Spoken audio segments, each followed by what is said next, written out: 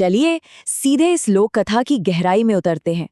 आज हम वेलोरिम नाम के एक अजीब और रहस्यमय शहर की कहानी को डिकोड करेंगे। एक ऐसी दुनिया जहां रोशनी का कोई नामो निशान नहीं है और जहां के नियम आम समझ से बिल्कुल परे हैं। वेलोरिम सिर्फ एक जगह नहीं है, ये डर और त्याग की एक ऐसी दास्तान है जहां प्यार की सबसे बड़ी कीमत चुकानी पड़ती है। तो बिना किसी देरी के इस अनजान दुनिया में चलते हैं और देखते हैं कि वहां आखिर क्या छिपा है। अब इस कहानी को पूरी तरह से समझने के लिए सबसे पहले हमें समुद्र की गहराइयों में बसने वाले इन भयानक प्राणियों को जानना होगा। इन्हें यादखोरे कहा जाता है। और देखिए, ये कोई आम समुद्री जीव नहीं है। ये ऐसे खतरनाक प्राणी हैं जो जिंदा रहने के लिए इंसानों की यादें खाते हैं। इनका शरीर किसी ठोस आकार का नहीं होता, बल्कि बिल्कुल धुएं जैसा होता है और इनकी आंखें किसी नीली आग की तरह जलती हैं। सोचिए, ये कल्पना करना ही कितना खौफनाक है ना, कि एक ऐसी हस्ती हो जो किसी इंसान के सबसे कीमती हिस्से यानी उसकी यादों को ही अपना आहार बना ले। इनकी इस अंधेरी दुनिया पर एक बेहद सख्त और डरावना नियम लागू होता है। जो भी सच जानेगा वो कभी वापस नहीं जाएगा। ये सिर्फ कहने की बात नहीं है, ये एक ऐसी वार्निंग है जो वेलोरिम के उस खौफनाक माहौल को तय करती है जहां हर एक रहस्य को बेहद कड़ी निगरानी में रखा जाता है। पानी के नीचे की इस दुनिया में किसी के लिए कोई छूट या माफी नहीं है। अगर किसी ने इनके अस्तित्व का सच जान लिया तो उसका अपनी पुरानी जिंदगी में लौटना बस असंभव है। यहाँ से कहानी एक बड़ा मोड़ लेती है। हमारी मुलाकात होती है रिवान नाम के एक युवा यादखोर से। अब रिवान बाकी यादखोरों से थोड़ा अलग था। क्यों? क्योंकि उसके अंदर समंदर के ऊपर की दुनिया को देखने की एक अजीब सी कशिश थी। रिवान के पिता ने उसे सख्त चेतावनी दी थी कि देखो, ऊपर की दुनिया में रोशनी होती है और वो रोशनी उन जैसे धुएं और नीली आग वाले प्राणियों को पूरी तरह मिटाकर रख देगी। पर रिवान की जिज्ञासा उसके डर पर हावी हो गई। उसने इस खतरनाक वार्निंग को बिल्कुल नजरअंदाज किया और सतह की ओर बढ़ने का एक बेहद हिम्मत भरा, या कहें तो बेवकूफ़ी भरा, फैसला कर लिया। खैर, उसके इस एक फैसले से एक बेहद खूबसूरत सीक्वेंस शुरू होता है। कदम दर कदम चीजें बदलती हैं। पहला कदम, वो समुद्र की सतह तोड़कर बाहर आता है। दूसरा, वो अपनी जिंदगी में पहली बार चांद देखता है। तीसरा, सतह की ठंडी हवा को महसूस करता है। और आखिरी, सबसे महत्वपूर्ण कदम, वो एक इंसान को देखता है। ये इंसान एलिना नाम की एक लड़की थी जो एक सुनसान लाइट हाउस के पास बैठी हवा में एक अजीब सी धुन गुनगुना रही थी। बाहरी दुनिया से रिवान का ये बिल्कुल पहला आमना सामना था। यहाँ पर उम्मीद और असलियत के बीच का जो अंतर है ना, वो बिल्कुल चौंका देने वाला है। एक ऐसी प्रजाति जिसका काम ही यादें खाना है, उसको क्या करना चाहिए था? एक यादखोर होने के नाते उम्मीद तो यही थी कि इंसान को देखते ही रिवान तुरंत उसकी यादें खा जाएगा। जिंदा रहने का उनका यही एक तरीका था। लेकिन असल में ऐसा कुछ नहीं हुआ। जब एलिना ने उसकी तरफ देखा तो रिवान का वो धुएं जैसा शरीर अजीब तरह से कंपने लगा। उसने शिकार नहीं किया, बल्कि यादों को खाने की जगह उसने पहली बार किसी की आवाज को पूरी गहराई से महसूस किया। इस अनोखी मुलाकात के बाद दोनों लगातार और बिल्कुल चुपके से मिलने लगे। एलिना को इस बात की कोई भनक नहीं थी कि रिवा इंसान नहीं है।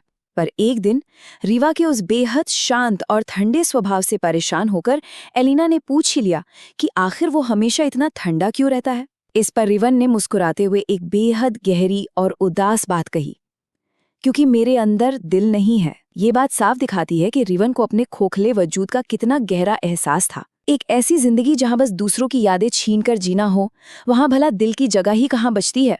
लेकिन एलिना का इस बात पर जो रिएक्शन था, उसने एक बहुत बड़े बदलाव की शुरुआत कर दी। उसने बिना सोचे समझे तुरंत कहा, झूठ! जिसके पास दिल नहीं होता वो किसी को चुपकर रोज देखने नहीं आता। इन शब्दों ने रिवान की पूरी दुनिया हिलाकर रख दी। जैसे ही एलिना ने ये कहा, उस रात पहली बार रिवान को अपने सीने में एक अजीब सा बिल्कुल नया दर्द महसूस हुआ। वेलोरिम की दुनिया में इस अनजान दर्द को ही दिल का नाम दिया गया था। असल में यही वो पल था जब उस खतरनाक समुद्री प्राणी के अंदर कुछ मानवीय, कुछ इंसानी जाग रहा था। पर जैसा कि हमेशा होता है, शांति के बाद तूफान आना तय था और यहाँ तनाव बेहद तेजी से बढ़ा। वेलोरम के राजा को इस सच्चाई का पता चल चुका था। अब देखिए क्या होता है। पहले ही सेकंड में समुंदर का पानी पूरी तरह काला पड़ जाता है। 5वें सेकंड में पूरा समुंदर किसी क्रोध में गरजने लगता है। 10वें सेकंड तक वो सुनसान लाइट हाउस बुरी तरह हिलने लगता है और 15वें सेकंड तक आते आते पानी में से हजारों गुस्से वाली जलती हुई नीली आंखें चमकने लगती हैं। समुंदर का पूरा खौफ अब सतह पर आ चुका था। तो अब सबसे अहम बिंदु यहाँ आता है कि रीवान के सामने एक ऐसी शर्त रख दी गई, एक ऐसी दुविधा जिसका कोई आसान जवाब था ही नहीं। राजा ने सीधा आदेश दिया कि या तो वो उस लड़की की यादें खा ले या फिर उसकी अपनी हस्ती को हमेशा के लिए मिटा दिया जाएगा। ये इस कहानी का सबसे बड़ा और निर्णायक मोड़ है। सोचने वाली बात है, क्या रिवांग खुद को बचाने के लिए उस इंसान की यादें मिटा देगा जिससे वो प्यार करता है, या अपने प्यार को सलामत रखने के लिए खुद को ही खत्म हो जाने देगा? इस तूफान और खौफ से एलिना बुरी तरह डर चुकी थी। उसने रिवान की सच्चाई देखी और डर से पूछा, तुम मॉन्स्टर हो? इस दिल दहलाने वाले सवाल के बाद वहां थोड़ी देर के लिए एक भारी खामोशी छा गई। रिवान के आंखों की वो नीली आग अब धीरे धीरे बुझ रही थी। फिर उसने एक हल्की सी मुस्कान के साथ अपना फैसला लिया। एक ही शब्द में अपनी पुरानी फितरत को स्वीकार करते हुए उसने कहा था। बस इस एक शब्द के बाद उसने एलिना के माथे को छुआ और एक तेज नीली रोशनी हर तरफ फैल गई। और जब अगली सुबह हुई तो एलिना के दिमाग से सब कुछ धुल चुका था। उसका सब कुछ जैसे मिटा दिया गया। ये एक ऐसी खालीपन की तड़प थी जिसे शब्दों में बयान करना मुश्किल है। जैसे किसी का सबसे अनमोल हिस्सा चुरा लिया गया हो और उसे पता ही ना हो कि वो हिस्सा था क्या। अब ना उसकी यादों में कोई रेवन बचा था, ना वो जलती हुई नीली आंखें, और ना ही पानी के नीचे बसा वो रहस्यमयी शहर। सब कुछ एकदम साफ। और अगर हम वापस समुंदर की उन अंधेरी और डरावनी गहराइयों में वेलोरम के उस शहर में देखें तो वहां बस एक खाली सिंहासन पड़ा हुआ मिलता है। ये खाली सिंहासन इस बात का ठोस प्रतीक है कि उस रात एक यादखोरे ने पहली बार किसी की यादें नहीं खाईं। उसने अपना नियम, अपनी भूख सब त्याग दिया। उसने प्रेम को खाने के बजाय खुद अपने वजूद को ही मिटा देना चुना। ये साफ दिखाता है कि उस अजीब प्राणी का बलिदान कितना बड़ा और असाधारण था। इस पूरे कथा के विश्लेषण को हम एक बेहद संगीन और सोचने पर मजबूर कर देने वाले सवाल पर खत्म करते हैं।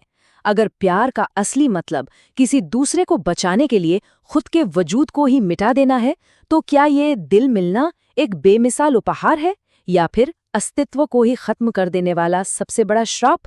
रेवान ने जब पहली बार उस दिल की धड़कन को महसूस किया तो उसकी कीमत उसे अपने अस्तित्व से ही चुकानी पड़ी। ये पूरी कहानी हमें इस त्याग की गहराई पर विचार करने छोड़ जाती है। उम्मीद है कि आज का ये सफ़र और इसके गहरे मायने देर तक दिलों में गूंजते रहेंगे।